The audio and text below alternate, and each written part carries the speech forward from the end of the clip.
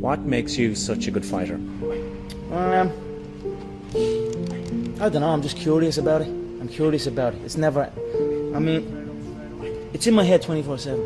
There's nothing else I can think of. I don't think about nothing else. And that's it, I'm just curiously fascinated with it, and I can't stop thinking about it. Everything I do in my life is related to this. I don't do nothing else if it's not got to do with fighting. You know what I mean? And that is why, you know what I mean? To be truly good at something, all you've got to do is show up. Is that not unhealthy? I don't know. Do I look unhealthy?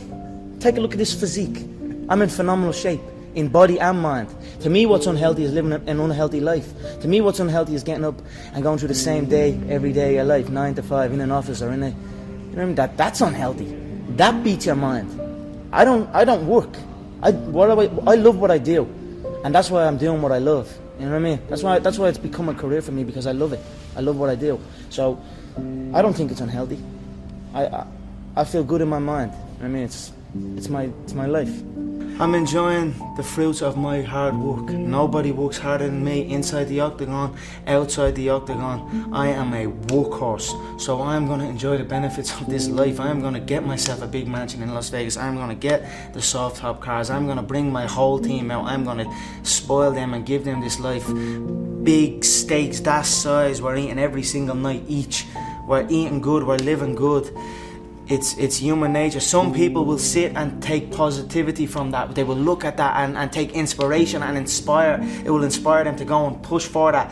Others will shell up and critique it and be negative towards it. But one thing is for sure, those people will stay where they are. The people who take inspiration from it will rise up and also one day experience that life. So this is human nature. Some go one way, some go the other way. But I am enjoying my money, my hard-earned money that I have dedicated my life to. I was always getting pestered. What are you doing with your life? You're doing this, doing that. They didn't know what it was. They didn't know what MMA was. They didn't know what none of this. They didn't know I could make a career out of it. As far as they were concerned, my man and dad I'm talking about. As far as they were concerned, I was just getting into a cage and fighting with some other guy. They didn't know nothing about it. No one did really, but I knew. You know what I mean? I knew. But and then I ended up getting a trade just to keep them quiet. Because I used to have a lot of fights with my dad. What trade did you get? I ended up getting a trade as a plumber.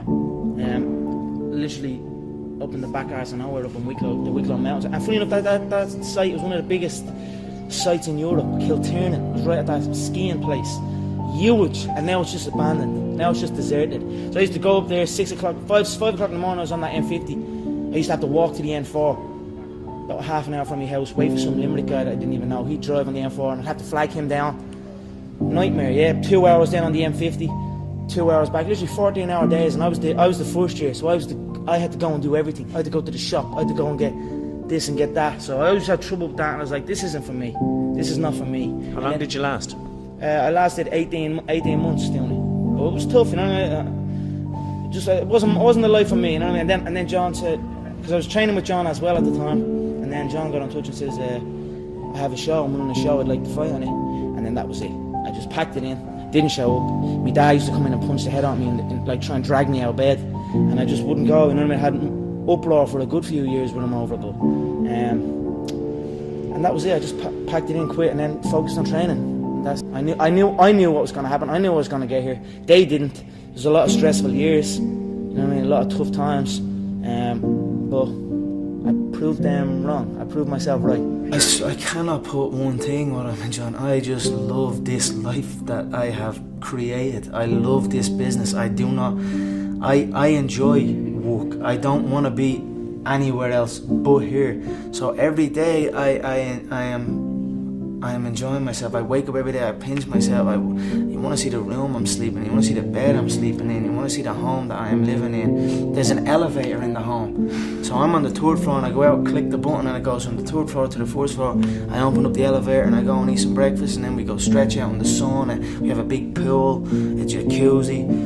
Look, I'm just enjoying the fruits of my hard work. Gratitude is one of the most strongest forms of power in attracting good things. You know, if you truly feel grateful for the things in your life, I always felt grateful for even the small things. I always used to celebrate the small things.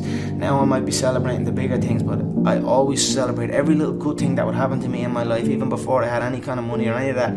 I would celebrate and I would feel grateful for it, and it just gave me more. And this is exactly the same thing that's happening right now. I still remain grateful, and more comes.